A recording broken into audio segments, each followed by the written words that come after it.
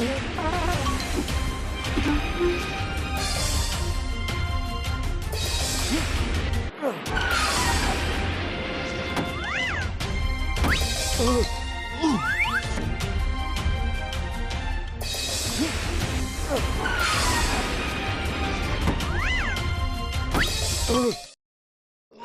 ডাঙা দেখতে পেল। নাবিকেরা ঠিক করলো তারা অন্যদের মৃত অবস্থায় রেখে জাহাজ ছেড়ে পালাবে। পোল তাদের সাবধান করলো, যদি তোমরা জাহাজে থাকো তবেই তোমরা রক্ষা পাবে। মাল্টা নামের একটি দ্বীপে তাদের জাহাজ আছড়ে পড়ল।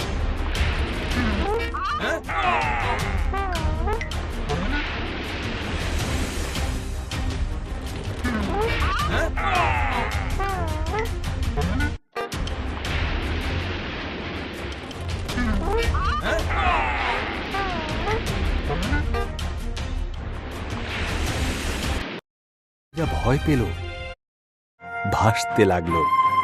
পৌল যেমন বলেছিলেন তেমনি প্রত্যেকে প্রাণে বেঁচে গেল। মাল্টার প্রধান তাদের বললেন তার সাথে কদিন থেকে যেতে। তার বাবা ছিলেন অতি বৃদ্ধ এবং অসুস্থ। পৌল যখন তার কাছে এসে প্রার্থনা করলেন, ঈশ্বর তাকে সুস্থ করে দিলেন।